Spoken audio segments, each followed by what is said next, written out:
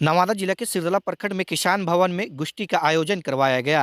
22/12/2023 को सुरेंद्र पाल ने बताया कि विपेंद्र प्रसाद, प्यारे मिस्त्री, अमृत राम, विपिन बिहारी, जयराम प्रसाद, चंद्रिका राम, संजय कुमार यादव, सुनील कुमार यादव, प्रमोद कुमार चौधरी, विपेंद्र कुमार चौधरी, संजीत कुमार राम एवं अन्य लोग मौजूद थे। सुरेंद्र पाल कुमार ने बताया कि खेती किसानों को कैसे किया जाता है, उस पर आयोजन किया गया। यह कार्यक्रम किसानों को नई तकनीक कौन से योजना संचालित विभाग के द्वारा की जा रही है, इन तमाम विषयों को आप लोग के बीच एक गोष्ठी का आयोजन करके बताया जा रहा है। जैसा कि कहा गया है सरकार के द्वारा कि अगर हम कोई योजना का प्रचार प्रसार करते हैं, कोई योजनाओं को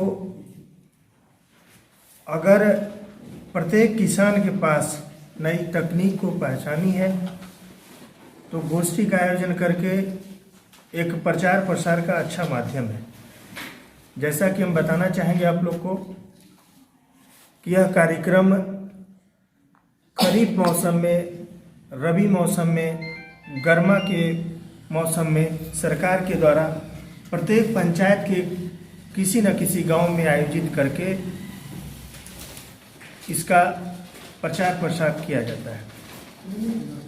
हम किसान भाइयों को बहुत साफ शब्दों में कहना चाहेंगे कि आज के समय में अगर हमारे फसलों में जितने भी बीमारियां लगती है, उसका सबसे बड़ा जो जड़ कहा जाए वो होता है बीज का उपचार ना होना। अगर हम लोग बुआई के पूर्व बीज उपचार कर दें तो लगभग 50% जो है हम लोग के जो खेती में, फसलों में जो बीमारी का प्रकोप देखा जाता है, अगर उपचार हम लोग कर लेते हैं तो इससे निजात पा सकते हैं। हम आपको बताना चाहेंगे कि अगर 100% बीमारी खेत में लगता है तो 50% बीज का दोष होता है और 30 से 40% मृदा का दोष होता है और वातावरण से मात्र 10% फसलें प्रभावित होती है। जो कि हम लोग समझ सकते हैं कि ये वातावरण क्या होता है। वातावरण हुआ अधिक गर्मी, ज़्यादा ठंड, कम वर्षा का होना, अधिक वर्षा का होना, इससे बहुत अधिक फसलें प्रभावित नहीं होती। जितना अधिक प्रभावित हमारा बीज और मिट्टी के द्वारा फसल प्रभावित होता है। तो अगर हम लोग बुआई के 24 घंटा पूर्व बीज को अच्छी तरह से शोधन कर लें, बीज उपचार कर लें, तो 50% हम लोग का जो फसल है वह स्वस्थ रहेगा। खास करके इसका प्रयोग मसूर में देखा जा सकता है। आप लोग भी करें। कार्बेंडाजिम अगर करते हैं, कोई फंजीसाइड से करते हैं, तो अगर केमिकल करते हैं रासायनिक विधि से, तो आपको 2 ग्राम प्रति किलो दवा की आवश्यकता होगी। और यही अगर हम लोग जैविक के माध्यम से करते हैं, जैसा कहने का मतलब उसका जो दवा है वो ट्राइकोडर्मा है, उससे उपचार करते हैं, तो इसका जो दर है वो 5 ग्राम प्रति किलो है। बुआई के 24 घंटा पूर्व बीज आप लें और स्वस्थ जगह, साफ सुथरा जगह हो, वहाँ पर आप उसको रखें और थोड़ा सा पानी का उस पर छींटा मार दें और तत्पश्चात आप उसे पाउडर को बुरकाव करें और उसको एक प्लास्टिक हाथ में पहन लें और उसको अच्छी तरह से मिला लें। मिलाने के बाद एक छां जगह पे, जहाँ पर कि धूप का प्रवेश ना हो, वहाँ पर आप उसे फैला दें और 24 घंटा बाद आप जो है उसको खेत में बुआई करें। इससे क्या फायदा होगा कि आप लोग का जो है मसूर में खास करके देखते होंगे, जब जर्मिनेशन होगा तो लगभग इतना बड़ा आकार का जब पौधा होता होगा तो आप लोग देखते हुए सूख जाता है।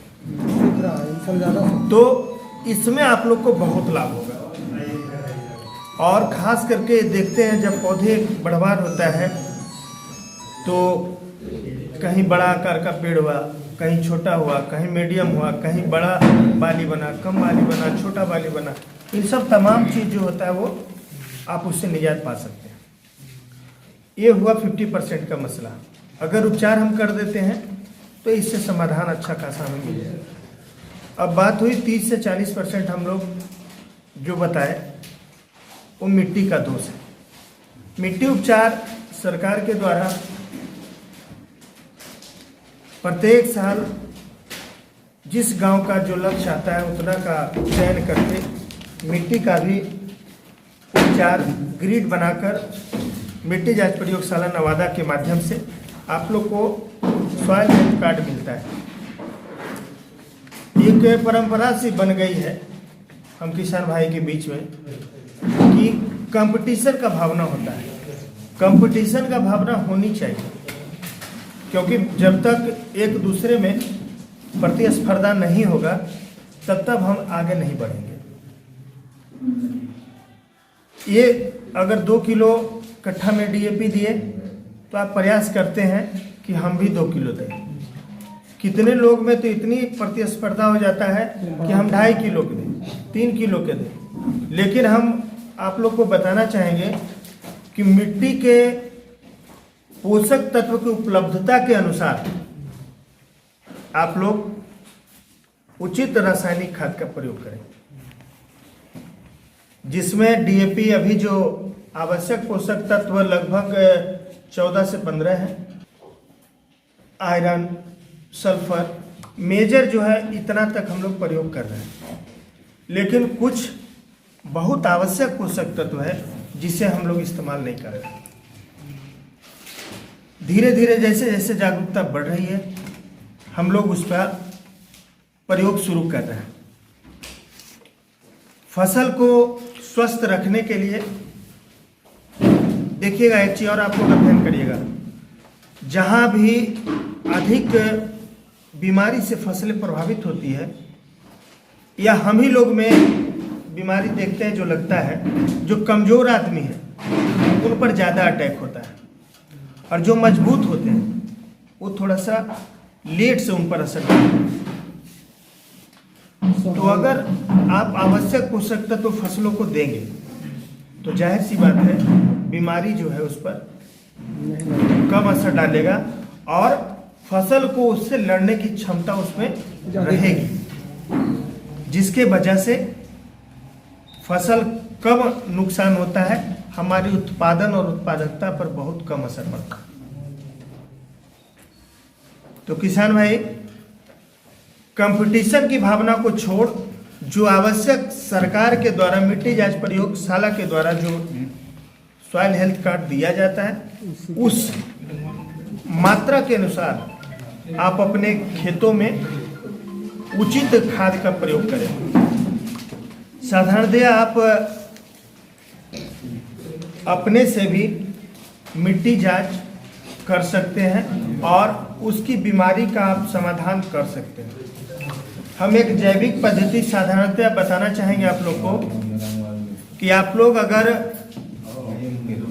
बाहर जाना संभव नहीं है, सरकार के द्वारा 3, 4, 5 ग्राम मैक्सिमम एक साल में चयन किया जाता है, तो आप लोग क्या करें, बुआई के 72 घंटा पूर्व या धान रोपाई के 72 घंटा पूर्व क्या करना है, आप लोग को एक टब लेना है, ठीक है, और टब में क्या करना है 2.5 से 3 किलोग्राम ट्राइकोडर्मा पाउडर।